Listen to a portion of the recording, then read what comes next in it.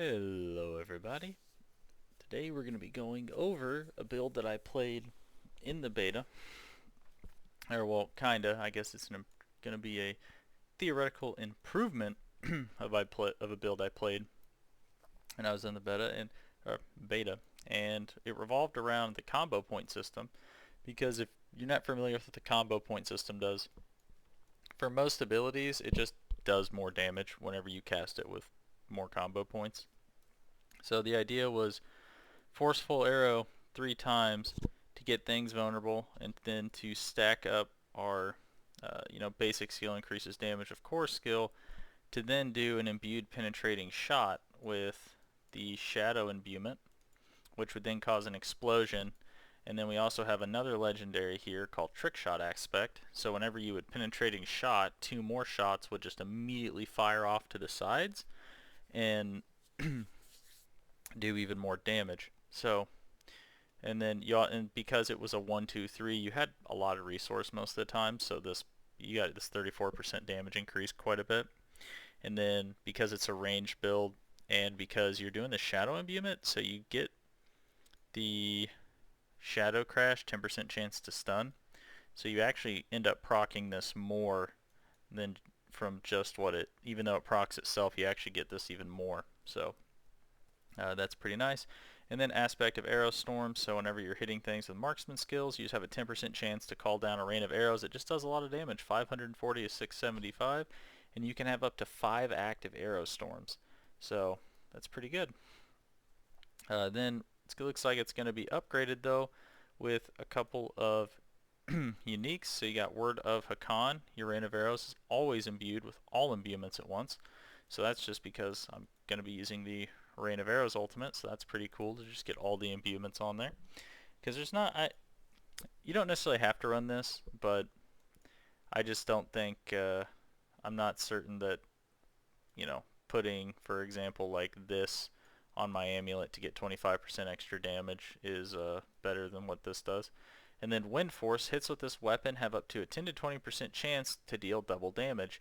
And that's also the reason why I'm not putting this on the weapon. I'll be putting it on something else like a ring, is because of the fact that this has a chance to do double damage, which is going to outdo this. Now the lucky hit chance is kind of low, so I would have to test this out in the game in order to see how it goes. But I have a feeling that even if this isn't that great, putting this onto the two-handed would be pretty good. So defensive legendaries, you take 15 to 25% less damage from crowd controls enemies, and whenever one deals damage to you, you get 15% move speed. Critical strikes with marksman skills have a 50% chance to grant a free dark shroud shadow, and if you don't know what that does, it gives you DR, like 4 to 8% DR, something like that. Harlequin crest, get +2 ranks to all skills, and gain 5 to 8% damage reduction. And then Wind Striker aspect, crits give 8 to 16% movement speed for 6 seconds. So there's actually a lot of movement speed in this, like 16. You get 31% just from your legendaries, and then there's going to be a couple other things in here that you also get movement speed from. So it's forceful arrow. The idea behind this is the more you attack, the more things you make vulnerable, because it pierces through vulnerable enemies. So forceful arrow pierces through vulnerable enemies, and that potentially makes things vulnerable because every third cast will make an enemy vulnerable, guaranteed. So it's also pretty good on bosses. Critically striking an enemy grants 15% move speed. So now we're up to like 46% move speed gained, I believe, which is pretty good. Fire, and then this is going to take us into like our main ability here, penetrating shot. So with 3 combo points, it does a astronomical increase to damage, and it also improves the lucky hit chance on it. So by improving the lucky hit chance on it, it's improving the chance that we get these Wind Force procs, etc., etc. That's why I thought it would be pretty good. Penetrating shot deals 20% increased damage per enemy it pierces, so the longer the line, the more damage it's going to do, and that also accounts for the ones that are going to split off to the side. So if you fire it into a group of enemies, chances are they're all going to explode. If penetrating shot damages at least 3 enemies, your next one gets 20% increased critical strike chance.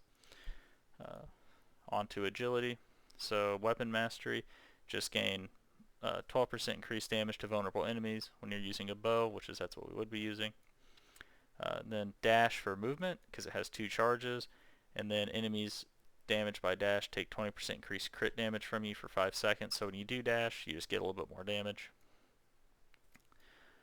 Going on into subterfuge. So this is where we're going to take a defensive ability. So gain up to 5 protective shrouds. I'll gain 11.2% damage reduction per active shadow. So that's going to be like 56% damage reduction. But each time you take direct damage, it gets reduced and the shadow is consumed. But the shadows do have a 10% chance to not be consumed, and each active shadow grants you 3% increased movement speed. From specifically from Dark Shrouds, so that's another 15%. So we're at like 60% movement speed gained. And there's actually another thing if you were doing a slightly different build that you could also gain more movement speed from. But yeah, so 60 some odd percent movement speed, plus you have the 2 dashes that are on a 10-second cooldown. So I mean, pretty speedy build here. Deal 18% increased damage to healthy and injured enemies. I don't know why they even do that. Just say deal 18% increased damage. I don't know. I guess it means like pretty much you deal 18% increased damage in like the first 20% of their health and the last 20% of their health, I think is what this means. You deal 9% increased damage to vulnerable enemies. Cool. So next we're going to go Shadow Imbuement. You have a 25% increased critical strike chance against injured enemies affected by Shadow Imbuement. Enemies damaged by Shadow Imbued skills take 12% increased non-physical damage from you.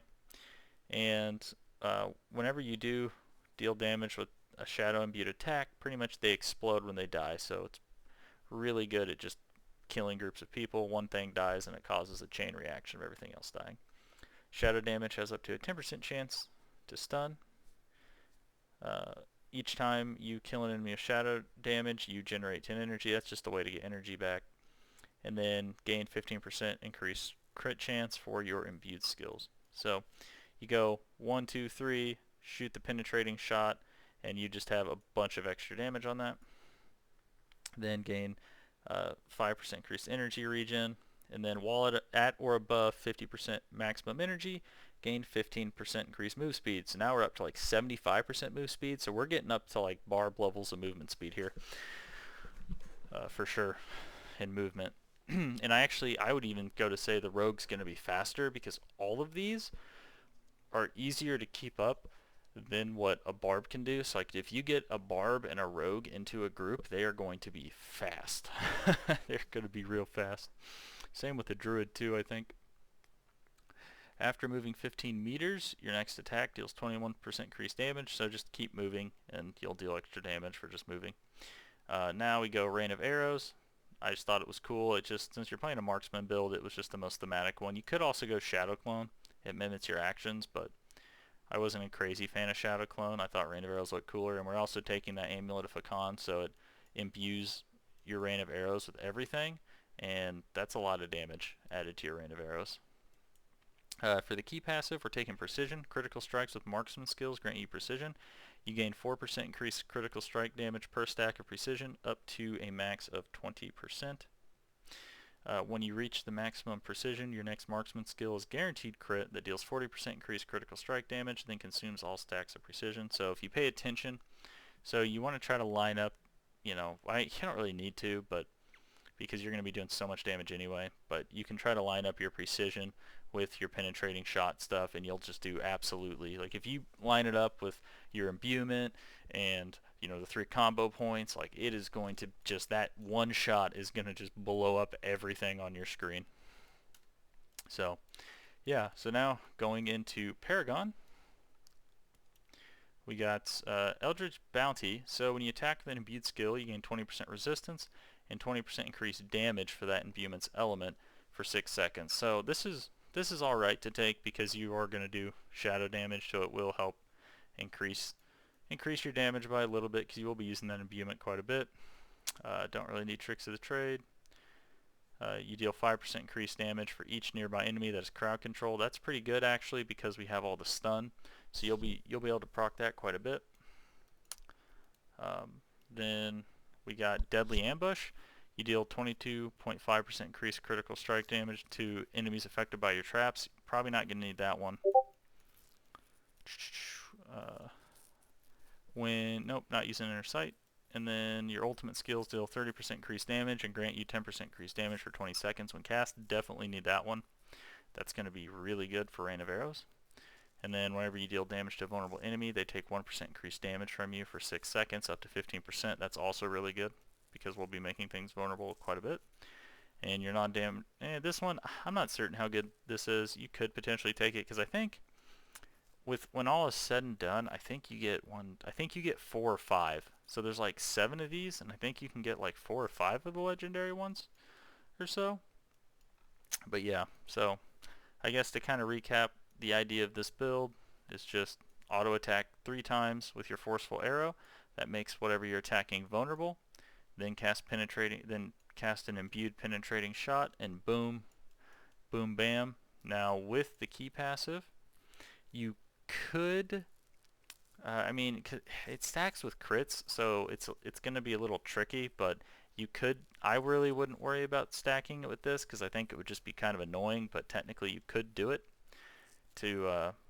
yeah, technically you could do it, but it's not something I'm going to particularly do, but that will add a bunch of damage. But yeah, then, cast Dark Shroud, do stuff like that, and then you're just going to have a ton of passive movement speed, dash around, keep killing things, just dash, auto, penetrating shot, dash, auto, penetrating shot, and everything should blow up on your screen.